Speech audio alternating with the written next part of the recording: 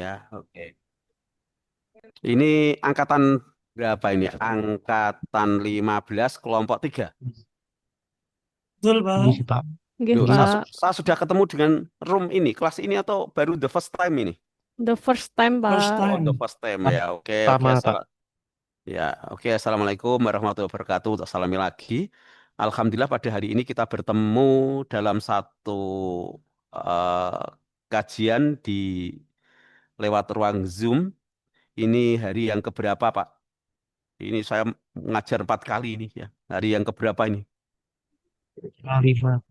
Hari Hari kelima. kelima, Oh, Pak. berarti Lima penugasan Bapak, hari terakhir. kelima. Ini membahas tentang apa kalau hari kelima itu? Tentang kolaboratif.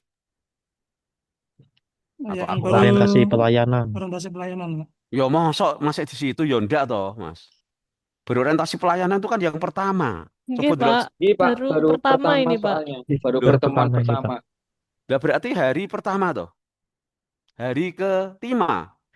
Yo ndak toh, Pak. Menika hari pertama kali Bapak, namun masuk agenda kedua hari Mm-mm. pertama, Bapak. Oh, lah ngono.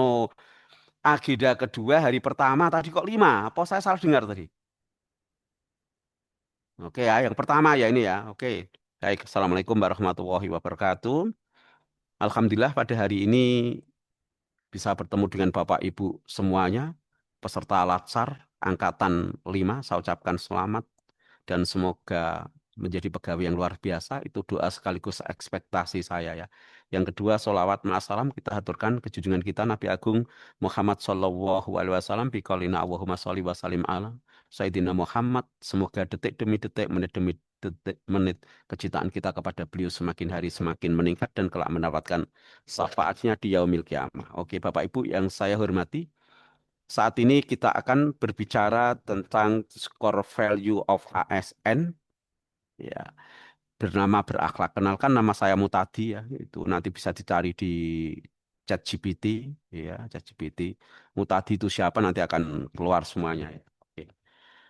Baik, saya mohon dengan hormat untuk ini Bu Lucia kok nampaknya bayang-bayang saja. Oke. Halo Bu Lucia, saya Pak, menyapa Bu Lucia. nggih. Oke. Ngapunten, Pak, ambil charger laptop Oh, oke, oke, oke. darurat. Oke, Bu Lucia, nanti tolong jelaskan ke saya apa itu berakhlak. Iya, apa itu berakhlak? Singkatannya apa? Itu diciptakan di era pemerintahan Jokowi. Apa itu berakhlak? Coba jelaskan ke saya sambil Bu Lucia Ega mengenalkan diri. Terima kasih.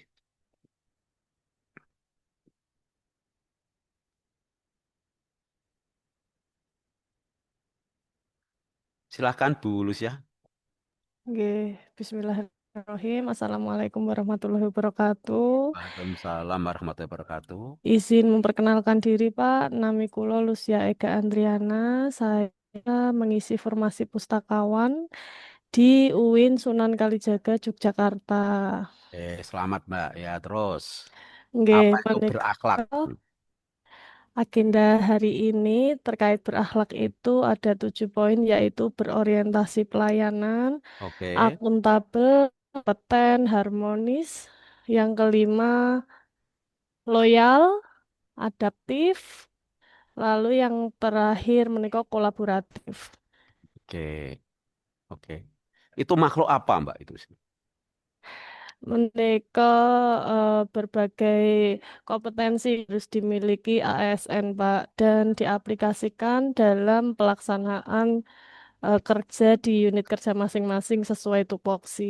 Bagaimana mengaplikasikannya Mbak?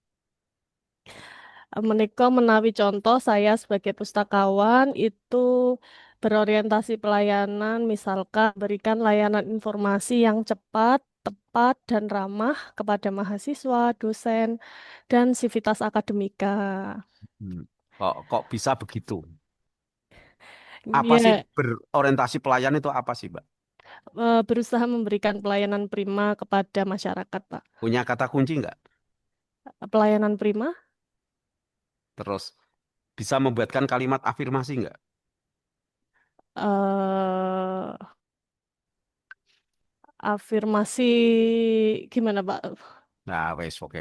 Sinau saja. Oke, oke. Sampai situ ya, Pak. Izinkan share, ya izinkan share. Oke. Saya tak anu dulu ya. Maaf, maaf.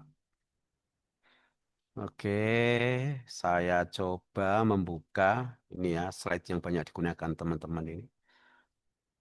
Izinkan minta waktunya sebentar. Oke, yes.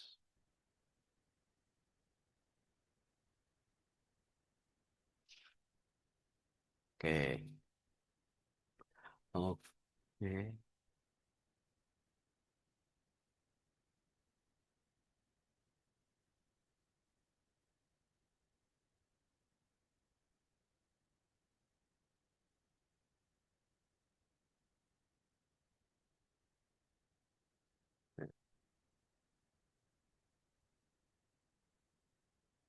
Eh, terima kasih. Just to make sure untuk meyakinkan diri saya, apakah di layar sudah tampak presentasi saya? Sampun, Sudah, Bapak. Bapak. Oke, Sampun, Pak. oke, sambil kenalan.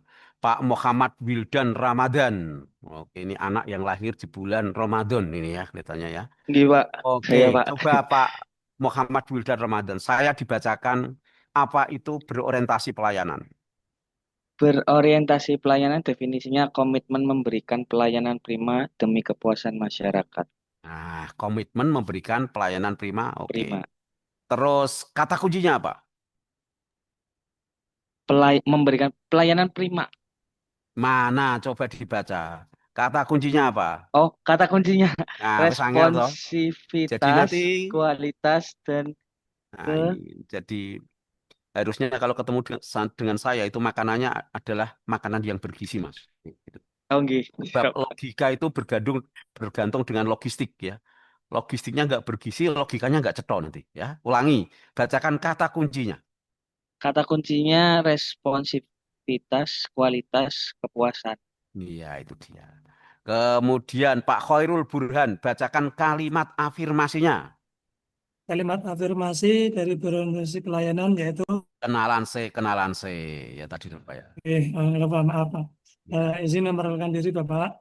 Nama saya Khairul Burhan. Saya penempatan sebagai penghulu ahli pertama di KUA Candisari, Kantor Kemenak Kota Semarang, Bapak. Oh, iki Semarang Dewi, Cedak Kanwil ya, Candisari kabeh ya. Oke. Jadi, kalimat Oke, tak. afirmasi, gimana Ya, Pak? dibaca. Kalimat Kalimat afirmasi, afirmasi. kami berkomitmen memberikan pelayanan prima demi kepuasan masyarakat. Oke ya. Suaranya kok kurang banter kenapa Mas itu? Harga headsetnya berapa itu? Kurang dari 500.000 atau lebih itu. Suaranya kurang keras gitu ya. Saya ulangi, Pak. Nah, kira rada keras iki dipepetke itu headsetnya ya. Mereknya apa itu headsetnya itu kok ya? Yo, Ini pakai ulangi lagi. pakai mic webcam, Pak, lebih keras. Nah, harusnya gitu. Tuh. Lanjut ya, dibaca kalimat afirmasi. Kalimat afirmasi, kami berkomitmen untuk memberikan layanan, kami berkomitmen memberikan pelayanan prima demi kepuasan masyarakat. Oke, thank you. Ternyata headset saya yang belum nempel sepenuhnya di telinga, Mas. Tidak apa-apa ya. Saya tanya ini ya, saya tanya. Kalimat afirmasi kok apa, Mas? Maaf ya. Bosannya campur-campur ya apa-apa itu ya. Affirmation sentence itu forward untuk apa? Kalimat afirmasi untuk penguat, jadi lebih menekankan kembali. Penguat siapa itu? Misal kita sebagai ASN lebih memberikan kepercayaan agar masyarakat lebih percaya kepada kita. Nah, wes angel toh ini. Pernah nggak Mas Hoirul Burhan itu membaca kalimat-kalimat afirmasi ini? Pernah? Biasanya afirmasi untuk diri sendiri, Pak. Misal, Misal apa? Coba. eh, saya harus bisa, itu berarti kan afirmasi, Pak, menguatkan diri sendiri. Ya. Sholat itu bagian afirmasi nggak? Sholat kewajiban, ya. Tapi ada afirmasi di sana nggak? Ada. Ada. Asyhadu alla ilaha illallah. Saya bersaksi bahwa tidak ada Tuhan selain Allah itu afirmasi. And siapa? Wa asyhadu anna Muhammad Rasulullah. And Prophet Muhammad is messenger of Allah. Kan begitu. Iya itu afirmasi yang terus menerus. Ada enggak tokoh di Indonesia yang pernah membuat afirmasi dan menggoncangkan dunia? Pernah enggak? Ada, Pak. Siapa coba? Insinyur Soekarno. Bapak Soekarno. Apa contohnya afirmasinya? Banyak ya? Berikan saya satu pemuda, maka saya akan mengguncangkan dunia. Itulah, Pak. 1 apa 10 pemuda ya Mas? Mbak. Satu. Kalau tidak salah berikanlah 1000 orang tua itu. Terus berikanlah 10 pemuda akan saya cabut Gunung Semeru dari akarnya. Kan begitu itu. Ya, kira-kira seperti itu ya. Itu afirmasi. Siapa lagi yang membuat afirmasi yang mencengangkan selain Bung Karno itu? Siapa? Patih Gajah Mada. Dia membuat kalimat afirmasi, saya tidak akan memakan buah kelapa atau pala atau apa waktu itu. Sebelum saya bisa menyatukan seluruh Nusantara yang meliputi Filipina, Malaysia, itu sampai seperti itu. Nah, jadi inti dari kalimat afirmasi itu apa? Kalimat afirmasi adalah soft skill atau software yang harus diinstal pada diri manusia. Menginstalnya bagaimana? Menginstalnya adalah dengan mengucapkan secara terus-menerus. Mungkin pas mau berangkat kerja, kami berkomitmen memberikan pelayanan prima dan kepuasan masyarakat. Itu diucapkan. Tapi nanti kalimat afirmasi ini dibuat sendiri sesuai job description-nya. Ka- Kalimat afirmasi ini, kenapa kalimat afirmasi ini sering kita ucapkan? Karena apa? Baik secara pelan-pelan atau suaranya keras. Kenapa? Karena dengan cara mengucapkan kalimat itu akan terinstall ke diri manusia ya atau ke kesadaran, tingkat kesadaran terdalam manusia zonanya itu dan akan membangun yang namanya mindset. Nah, mindset begitu. Saya akan menjadi orang kaya. Gitu. Pak, contohnya Khairul Burhan, Pak. Sudah menikah atau belum, Pak Khairul Burhan ini?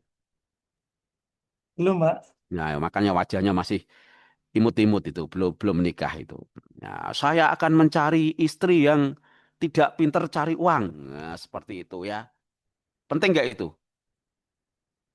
Ya penting. Istri yang tidak pinter cari uang itu penting karena nanti Mas Burhan punya uang taruh di ngisor bantal ketemu ya, taruh di dompet akan ditemukan istrinya ya, taruh di almari ketemu. Nah, cari istri yang tidak pinter cari uang kan gitu ya. Mas Burhan belum nikah. SPNS belum nikah. Ya ini ya. Kira-kira Pak Burhan, tolong saya buatkan kalimat afirmasi yang setara dengan itu, yang cocok dengan dunia kerja Pak Khairul Burhan. Kalimat afirmasi yang sesuai dengan jabatan, berarti. Hmm.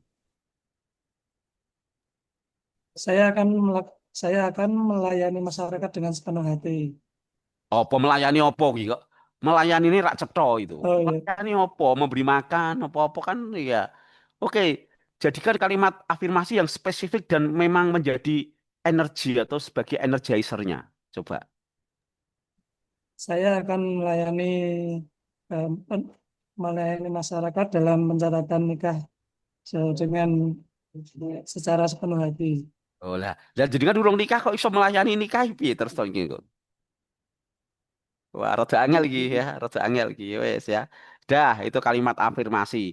Kalimat afirmasi diinstal dalam rangka menciptakan apa? Mindset. Karena hampir seluruh pergerakan manusia diawali dari mindset. Mindset salah ya perilakunya salah. Nah, wes mindset terus apa? Maka dipertahankan, dihabituasi, dibiasakan apa ini? Melaksanakan apa tadi? Kalimat afirmasi dibiasakan terus. Saya akan melayani. Lama-lama akan menjadi karakter. Dan karakter inilah yang akan berdampak pada peradaban di mana Mas Khairul Burhan bekerja. Paham ya? Itulah kekuatan kalimat apa? Afirmasi. Jadi pertemuan saya dengan mas-mas dan mbak-mbak, ini karena masih kecil-kecil semua ya, mas-mas dan mbak-mbak ini, dalam rangka saya tidak ingin tulisan-tulisan ini hanya sekedar menjadi narasi. Tapi tulisan-tulisan ini harus terinstall ke diri kita semuanya. Ya, ini adalah software Ini adalah soft skill. Oke ya, paham ya? Nah, begitu. Jadi pertemuan kita itu waktu nggak sia-sia. Kalau hanya sekedar mencari sertifikat lulus jadi apa ASNS itu it easy itu ya, terlalu mudah itu ya. Wes, paham.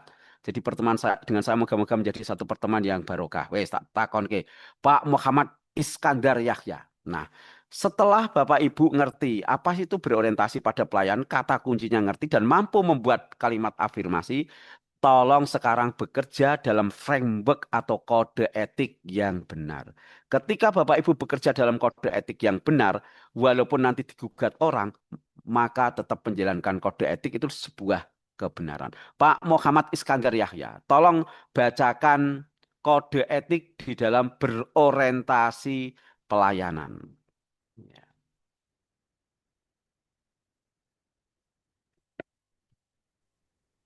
Ya, Pak Muhammad Iskandar ya, bacakan saja. Kode etiknya apa? Berorientasi core value of ASN berorientasi pada pelayanan itu. Kode etiknya gimana?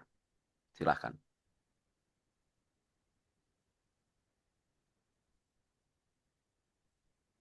Halo Pak Muhammad Iskandar Yahya, are you hear me? Mendengar saya Pak? Oh, Mendengar saya atau tidak? Halo. iya, mendengarkan Pak. Nah, iya tak kongkon. Tolong bacakan kode etiknya berorientasi pelayanan. Ya, kode etik memahami dan memenuhi kebutuhan Kenalan se masyarakat, Pak, kenalan se, rasa kesusu, kenalan se. ramah, cekatan, solutif, dan Halo, halo, dapat halo, halo. Kenalan dulu Pak Muhammad Iskandar Yahya. kenalannya. Nama saya Nah, Muhammad Iskandar Yahya. Saya penghulu alih pertama di KUA Kecamatan Sidoarjo, Sragen, Pak. oh Sragen ya, Di silakan sini saya dibacakan. membacakan kode etiknya. Penghulu Memahami ya. dan memenuhi kebutuhan masyarakat, Oke, ramah, cekatan, solutif, dan dapat diandalkan, melakukan perbaikan tiada henti. oke. Nanti ciptakan di kantornya kode etik masing-masing. Oke.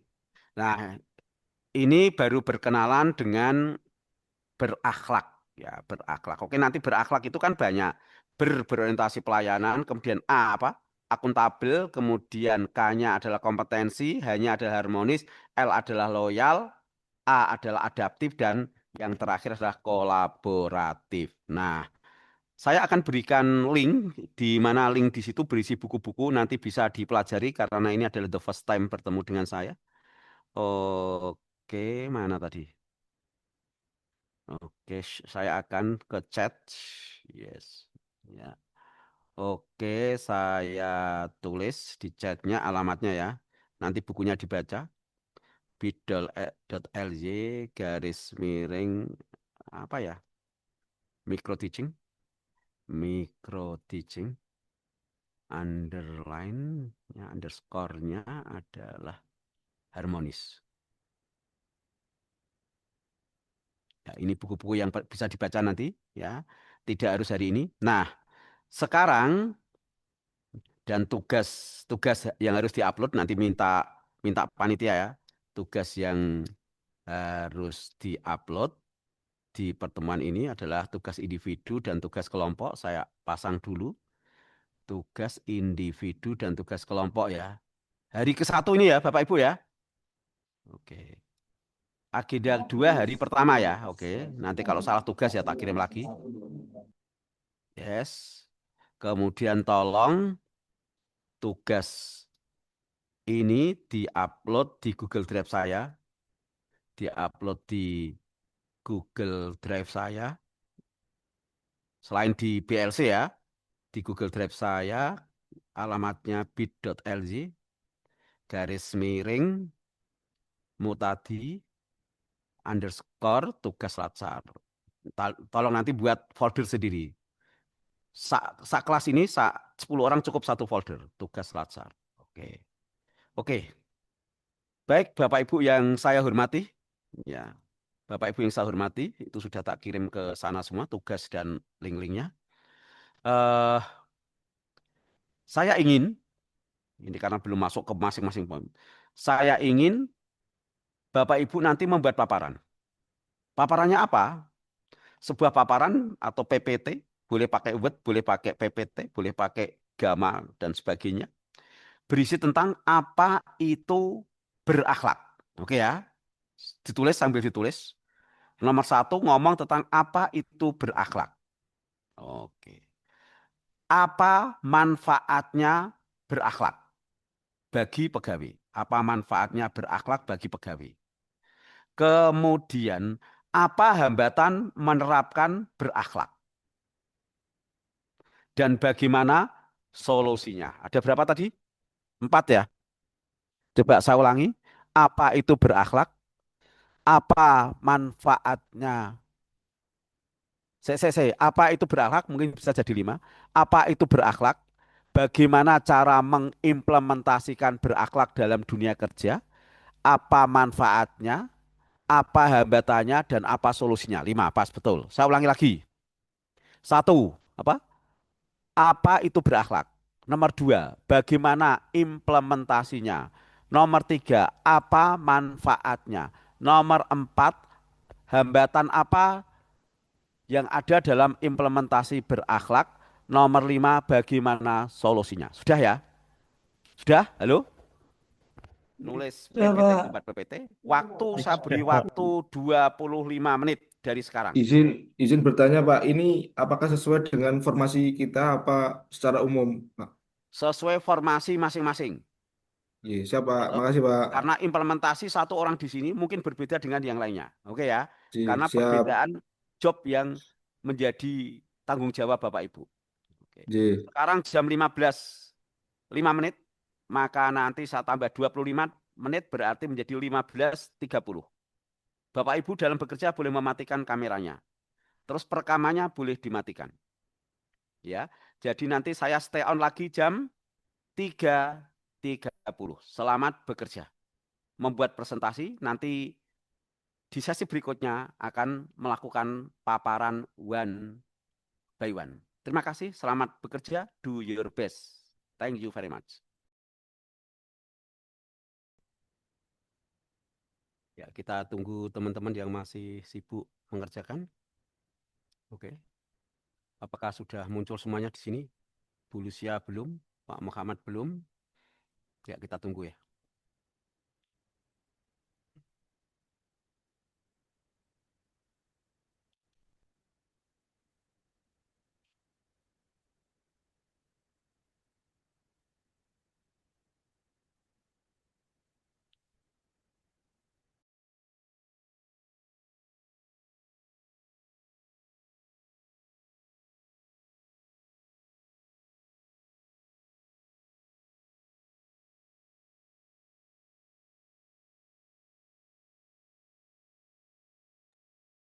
Coba Bapak, Ibu, teman-temannya di WA itu masih belum muncul. Pak Khairul Burhan, Muhammad Wildan, Pak Muhammad Iskandar ya.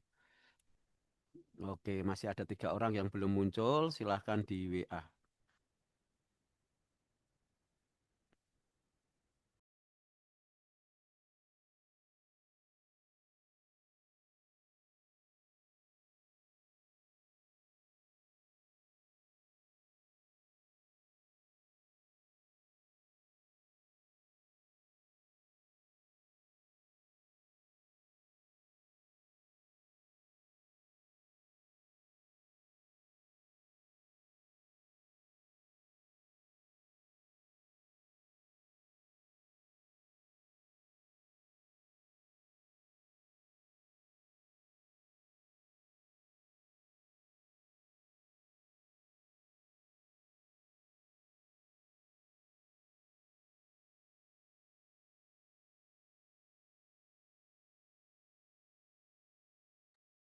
Masih 2 Pak yang belum aktif. Tolong di WA Pak Muhammad Iskandar Yahya sama Pak Khairul. Oke. Masih kurang 1 Pak Muhammad Iskandar Yahya. Silahkan kameranya dihidupkan di WA, di WA.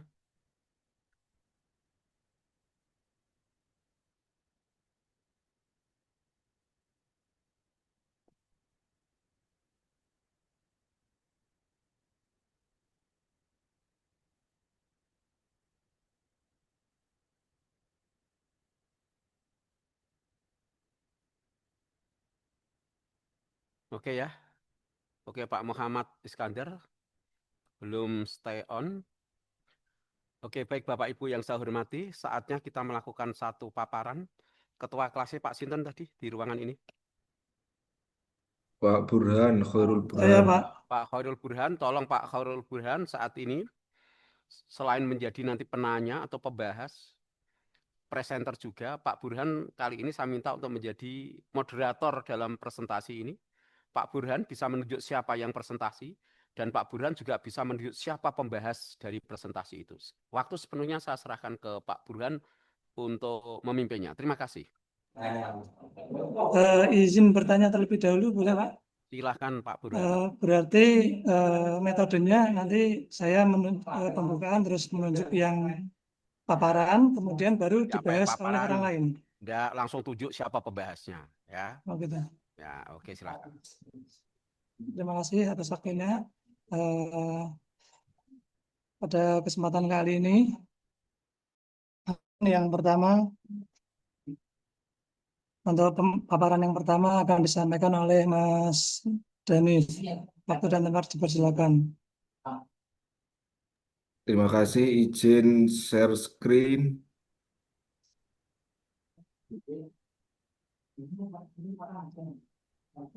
Terima kasih. Assalamualaikum warahmatullahi wabarakatuh.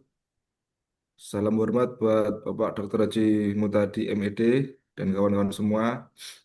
Izinkan perkenalkan, nama saya Muhammad Daniful Haq. Saya dari Satuan Kerja MAN 2 Rembang. Saya di sini sebagai guru bimbingan dan konseling. Terima kasih untuk kesempatan yang diberikan dari Bapak Ketua, Bapak Burhan. Yang pertama, pertanyaan dari Bapak Mutadi tadi, apa itu berakhlak bagi ASN, khususnya bagi kami guru BK? Di sini saya telah memaparkan sesuai dengan akronim berakhlak, yakni berorientasi pelayanan, akuntabel, kompeten, harmonis, loyal, adaptif, dan kolaboratif. Yang pertama, berorientasi pelayanan mengutamakan kebutuhan siswa, guru, orang tua, dan stakeholder sekolah dalam memberikan layanan BK. Akuntabel, bertanggung jawab atas layanan yang diberikan dan mampu menjelaskan secara teoritik serta prosedurnya. Yang ketiga, kompeten, terus mengembangkan kompetensi keilmuan, keterampilan konseling, dan pemanfaatan teknologi terkini. Yang keempat, harmonis, membangun hubungan baik dengan peserta didik, guru, dan orang tua tanpa diskriminasi. Loyal, setia terhadap Pancasila, dan seterusnya. Adaptif, mampu menyesuaikan diri dengan perubahan kurikulum, sistem digitalisasi, dan kebutuhan psikososial dari siswa. Kolaboratif, bekerja siswa bekerjasama lintas profesi di sekolah maupun di luar sekolah. Selanjutnya, pertanyaan kedua, bagaimana cara implementasi berakhlak dalam layanan guru BK di sekolah? Saya meramu menjadi 4 poin. Yang pertama, pelayanan profesional, melakukan asesmen siswa secara objektif dan rahasia. Jadi bagi kami guru BK, pelayanan pelayanan tetap diawali dari need assessment dan semua itu dilaksanakan secara rahasia sesuai asas keBK-an. Yang kedua, menyediakan layanan konseling individual dan kelompok berbasis kebutuhan nyata. Terus poin B, pengembangan kompetensi, mengikuti pelatihan, seminar, dan forum ilmiah BK secara rutin, sehingga ketika menjadi konselor di sekolah, kita tidak kudet dan kita selalu mengikuti isu-isu terkini dan sesuai dengan kebutuhan siswa masa kini.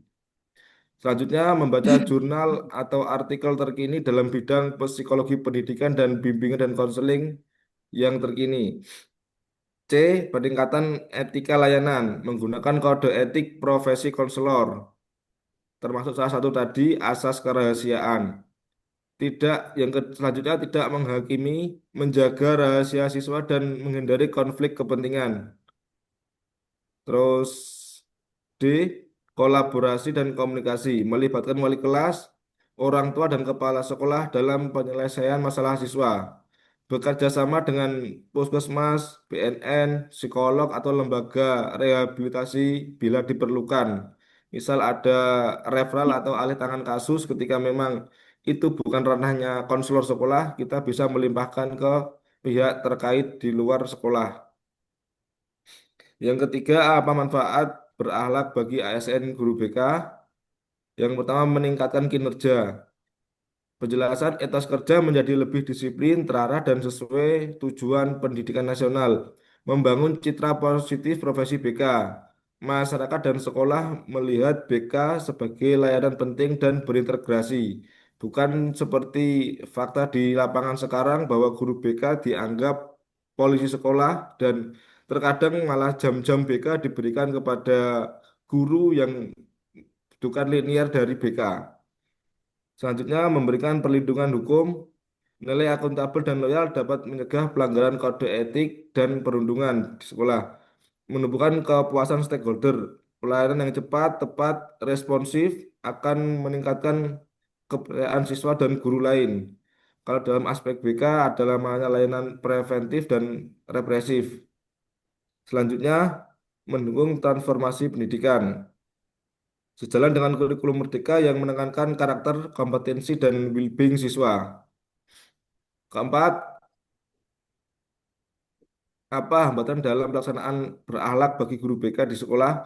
Yang pertama, beban kerja berlebih. Guru BK sering menangani terlalu banyak siswa. Jadi rasio ideal siswa yang tertangani guru BK yakni 150 siswa atau 5 kelas. Namun pada faktanya seperti yang saya alami sendiri, saya dari 4 guru BK di sekolah dengan menangani 1.500 siswa. Kurangnya pemahaman stakeholder. Jadi masih ada anggapan bahwa guru BK hanya menangani siswa bermasalah. Jadi jadi fakta di lapangan banyak siswa yang masuk ke ruang BK itu bukan karena asas kesukarelaan, namun karena paksaan guru ataupun wali kelas. Keterbatasan sarana dan prasarana. Ruang BK tidak representatif, kurangnya alat tes psikologi, atau tidak ada aplikasi konseling digital. Selanjutnya, resistensi terhadap perubahan. Masih ada ASN yang belum terbiasa dengan nilai-nilai adaptif dan kolaboratif, khususnya bagi ASN yang sudah berumur. Beliau-beliau dalam posisi zona nyaman, jadi untuk mengembangkan potensi dan bakat bagi dirinya terkadang malas. Selanjutnya, solusi terhadap hambatan tersebut. Yang pertama, advokasi internal atau kita menjelaskan kepada pihak terkait di sekolah tentang apa itu BK dan kontribusi BK. Pemanfaatan teknologi digital menggunakan aplikasi BK online, Google Form atau sistem manajemen kasus untuk efisiensi. Yang ketiga, penguatan komunikasi profesi. Aktif di MGBK atau Musyawarah Guru Bimbingan Konseling, APKIN atau Asosiasi Bimbingan Konseling Indonesia, atau forum profesi lainnya untuk sharing solusi dan penguatan kompetensi bagi konselor sekolah. Selanjutnya, peningkatan literasi ASN terhadap berakhlak melalui pelatihan, webinar, dan pembinaan yang berkelanjutan. Selanjutnya, rekomendasi penambahan guru BK. Mengusulkan ke dinas terkait agar rasio guru BK sesuai dengan standar, sehingga tidak ada guru BK yang merasa keberatan dengan beban yang dia ampu. Mungkin sekian. Terima kasih waktunya dari Bapak. Selanjutnya saya kembalikan ke Pak Burhan sebagai ketua. Baik, terima kasih atas paparannya Mas Denif. Selanjutnya mungkin Pak Kolek, monggo Pak Kolek Khairuddin. Ya, silakan Pak Kolik mengomentari ya. Silakan. Izin bertanya, apakah masih perlu share screen, Pak Holek? Boleh, Mas. Silakan Pak Kolik dikomentari. Halo, apakah terdengar? Oke, terdengar Mas. Lanjut saja. Yuk. Oke. Terima kasih atas waktunya. pemaparan dari Pak Dani cukup cukup bagus karena terlihat sangat menguasai di bidangnya yaitu bidang BK. Apalagi tadi saya juga mendapatkan fakta bahwa guru BK 4 tapi mengampu 1.500-an murid. Ini juga sangat menarik. Mungkin bisa dijelaskan lebih lanjut itu ketika kita menangani segitu banyaknya siswa itu kira-kira sejauh ini langkah-langkah apa yang bisa ataupun yang sudah dilakukan di tempat kerjanya Mas Davi. Tuh, terima kasih.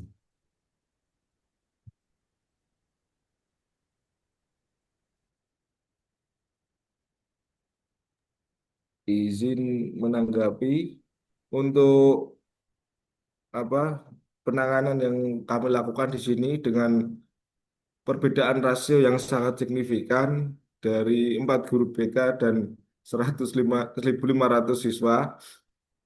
Kami di sini lebih mengutamakan tindakan preventif. Jadi sebelum terjadi pelanggaran ataupun hal-hal yang tidak diinginkan, kami terlebih dulu melakukan sosialisasi ke anak-anak dan kami juga bekerja sama dengan PMR di sekolah. Kami membentuk konselor sebaya, kalau di sini namanya konselor remaja. Jadi kita memanfaatkan siswa yang sudah kita beri pelatihan sehingga ketika ada anak yang sedang mengalami masalah secara cepat bisa tertangani dan ketika memang itu harus dilimpahkan ke kami konselor sekolah, siswa bisa merekomendasikan untuk ke ruang BK. Mungkin seperti itu, Pak Kholik. Terima kasih.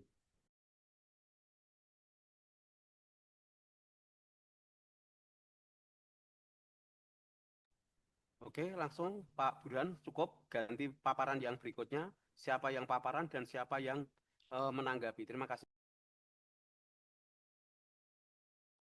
Baik, Bapak. Untuk paparan selanjutnya mungkin dari Mas Siraj, monggo. Nanti ditanggapi oleh Mas Amri, Mas Saiful Amri.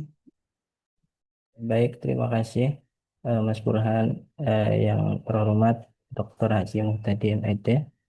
Izin share screen nggih.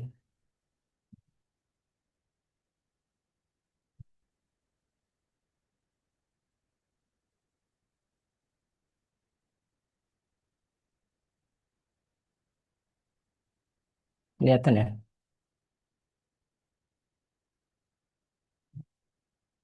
Bismillahirrahmanirrahim. Di sini saya akan memaparkan mengenai apa itu berakhlak. Tentunya di sini berakhlak adalah nilai ASN. Yang pertama yaitu berorientasi pelayanan, akuntabel, kompeten, harmonis, loyal, adaptif, dan juga kolaboratif. Lalu bagaimana implementasinya? Implementasi berakhlak. Yang pertama yaitu melayani masyarakat dengan ramah dan cepat. Sebelumnya saya sebagai CPNS penghulu ahli pertama di KUA Tanjung Kabupaten Brebes. Yang kedua yaitu bertanggung jawab dalam pencatatan nikah. Lalu meningkatkan pengetahuan agama dan regulasi, khususnya penghulu gitu. Lalu menjalin kerjasama dengan stakeholder KUA seperti kecamatan, puskesmas juga. Lalu terbuka terhadap digitalisasi layanan. Selanjutnya yaitu manfaat berakhlak. Manfaat berakhlak meningkatkan kepercayaan publik, layanan nikah lebih profesional. Yang selanjutnya yaitu menciptakan lingkungan kerja yang harmonis, kinerja ASN semakin optimal. Lalu hambatan menerapkan nilai-nilai berakhlak adalah satu, budaya kerja lama. Budaya kerja lama yang tidak sesuai dengan nilai dasar ASN yaitu berakhlak. Yang kedua yaitu kurangnya pelatihan bagi eh, KUA. Misal. Sarana digital belum maksimal, lalu resistensi terhadap perubahan. Selanjutnya, solusinya. Yang pertama yaitu sosialisasi dan keteladanan pimpinan, penilaian penilaian kinerja berbasis nilai ini berbasis ya, berbasis nilai, lalu integrasi berakhlak dalam SOP KUA, pembuatan konten edukatif internal KUA, lalu mentoring internal KUA seperti itu. Kurang lebihnya saya kembalikan kepada Pak Burhan. Monggo selanjutnya bisa ditanggapi oleh Mas Amri, Saiful Amri. Baik, terima kasih atas waktunya. Terkait tadi Mas Sirot, nggih. Oke. Untuk pemaparan sudah baik, sederhana, dan implementasinya sudah bisa diterapkan sebagai penghulu, karena penghulu itu kan di KUA, dan KUA itu kan sebagai garda terdepan ya di Kemenak, karena KUA yang berhubungan langsung dengan masyarakat sekitar. Jadi harapannya dari apa tadi hambatan-hambatan itu bisa dan tadi maksudnya sudah baik, maksudnya bisa untuk pelayanan yang lebih baik lagi kepada masyarakat. Mungkin itu sedikit tanggapan dari saya. Baik, terima kasih atas tanggapannya. Selanjutnya mungkin paparan dari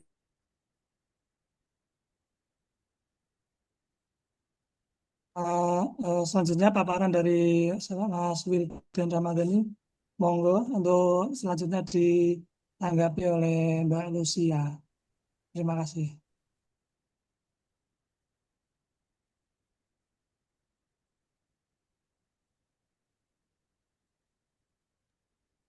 Baik, terima kasih atas waktunya. Sedikit saya izin share screen.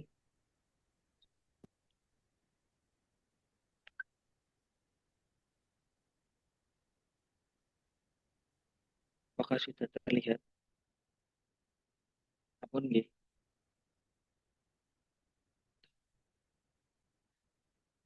Halo, Assalamualaikum. Aman Mas, monggo. Namun nggih, oh nggih. Terima kasih atas waktunya, izin Pak tadi. Perkenalkan, saya Muhammad Wildan Ramadhani. Hmm, untuk penempatan di Min 3 Cilacap sebagai guru penjas, saya sedikit menjelaskan terkait dengan tugas tadi. Yang pertama, apa itu berakhlak? Berakhlak kita semua sudah tahu, singkatan dari berorientasi pelayanan, akuntabel, kompeten, harmonis, loyal, adaptif, dan kolaboratif. Kemudian, implementasi berakhlak oleh guru penjas di sekolah itu yang pertama, berorientasi pelayanan, memberikan pembelajaran yang inklusif, memperhatikan kebutuhan siswa yang memiliki keterbatasan fisik serta siap membantu siswa yang mengalami kesulitan gerak atau memahami materi. Kemudian akuntabel itu datang tepat waktu sesuai dengan kurikulum yang berlaku di sekolahan. Kemudian kompeten terus belajar dengan pengarahan baru atau metode baru. Kemudian mengikuti pelatihan olahraga di bidang olahraga untuk harmonis, menjalin hubungan baik dengan guru, siswa, dan tenaga kependidikan yang lain. Selanjutnya untuk loyal, menjaga nama baik sekolah saat membawa siswa lomba, mendampingi siswa lomba. Kemudian adaptif, mengadaptasi pembelajaran. Misal saat cuaca tidak mendukung, hujan, mendung, dan lain sebagainya, bisa menggunakan ruang kelas. Untuk kolaboratif bisa bekerja sama dengan guru lain dalam pembelajaran yang materinya hampir sama dengan guru penjas, contohnya dengan IPA. Kemudian manfaat menerapkan berakhlak eh, oleh guru penjas. Yang pertama, lebih memahami atau lebih berorientasi pelayanan, memahami atau peduli dengan kebutuhan fisik siswa, akuntabel, meningkatkan kepercayaan siswa, rekan guru, dan orang tua terhadap kinerja guru penjas, karena transparan, jujur, dan tanggung jawab. Kemudian kompeten, meningkatkan kualitas pembelajaran dengan metode kreatif dan efektif. Kemudian harmonis, Harmonis terbentuknya hubungan yang positif dan saling menghargai antar guru siswa serta antar siswa dalam aktivitas fisik, kemudian loyal, memberikan contoh yang baik, disiplin dan semangat dalam membangun karakter siswa, adaptif, mampu menyesuaikan pembelajaran dan berbagai kondisi cuaca yang saya sebutkan tadi, dan kolaboratif mendorong kerjasama antar guru dan siswa, serta memperkuat budaya gotong royong. Kemudian, hambatan dan solusi saya jadikan satu. Yang pertama, nilai berorientasi pada pelayanan. Hambatannya, siswa dengan kemampuan fisik berbeda merasa tertinggal. Kemudian solusinya memberikan pendekatan individual bagi siswa yang merasa kesulitan mengikuti materi akuntabel. Penilaian keterampilan sulit dilakukan secara adil jika jumlah siswa banyak. Karena kadang jumlah siswa terlalu banyak, satu guru penjas bisa hampir 2 kelas, 3 kelas. Jadi untuk solusinya menggunakan rubrik penilaian yang jelas dan berstandar dan bisa meminta bantuan dengan ketua kelas. Kemudian kompeten, guru belum mengikuti pelatihan terkini. Eh, Solusinya aktif mengikuti diklat, webinar, dan lain sebagainya. Harmonis, adanya konflik antar siswa saat bermain olahraga beregu, itu biasanya sepak bola, kadang anak biasanya usil jadi kurang harmonis. Kemudian solusinya menerapkan nilai sportivitas dan kerjasama sejak awal. Loyal, kurangnya semangat mengikuti kegiatan sekolah di luar tugas pokok, kemudian menjadi teladan disiplin dan semangat di depan siswa. Adaptif, cuaca buruk dan kondisi darurat membuat pembelajaran ruangan terganggu, kemudian menyiapkan rencana alternatif, bisa materi melalui video atau menggunakan ruang kelas. Kolaboratif, masih ada budaya kerja sendiri antar guru. Dan solusinya inisiasi proyek kolaborasi dengan guru lain, misal PJOK dan IPA yang memang materinya habis. Ini tuh cukup, sekian dari saya. Oke, langsung yang nanggapi Mas. Dipilih tadi siapa? Sudah, Mbak Lucia, monggo ditanggapi. Oke, baik. Silakan. Terima kasih waktunya Bapak Burhan dan presentator Mas Wildan. Untuk esensi dari materinya saya sudah menangkap dan sangat detail sekali begitu. Untuk pertanyaan saya belum memiliki karena presentasinya sudah sangat detail antara hambatan dan solusi. Oke, sarannya Mbak. Saran ada nggak? Saran Caranya Mbak, mungkin kasih Mbak mungkin bisa buat mungkin perbaikan. mungkin mungkin kalau dalam presentasi itu bisa dikemas lebih ringkas point Oh iya, of siap. view-nya itu Nggak aja. usah pakai, nggak usah pakai kotak-kotak itu Mas ya. Oke, siap Pak. Yang disajikan dalam bentuk PPT kan nice to look, nice to see Oke, gitu ya. oke, Tapi siap. nggak apa-apa, saya hanya melihat ide saja tadi. Oke, siap Pak turun Bapak. Oke, makasih ya Bu Lucia Oke, Ega. Nothing spesial tuh apa suggest Mas ini atau tidak tadi ya? Nggak ada ya? Oke ya, baik itu aja saya pikir cukup. Ini sudah jam Oke. berapa? Jam 4. Ya, saatnya kita rest. Jadi maaf ya, saya satu hari mengajar 4 kelas ini, belum istirahat ini ya. Jadi libur-libur demi melayani ini calon pemimpin negara ini ya. Sudah enggak apa-apa, semoga barokah aja. Oke, baik. Peserta yang saya hormati, saya mohon maaf atas keterbatasan ilmu saya. Yang kedua, tutur bahasa saya. Yang ketiga, tolong tugas yang harus diupload dikerjakan dengan baik. Terus baik yang diupload maupun tugas pemaparan tolong masukkan ke Google Drive saya. Terima kasih ya. Saya izin leave dulu. Semoga menjadi ASN yang luar biasa. Doa sekaligus ekspektasi saya. Gitu ya. Billahi taufik wal hidayah. Assalamualaikum warahmatullahi wabarakatuh. Oke, live dulu. Waalaikumsalam Waalaikumsalam warahmatullahi warahmatullahi wabarakatuh. Terima wabarakatuh. kasih. Matur Salam. Pak. Terima kasih Pak. Wabarakatuh. Yuk. Sawan, bubar.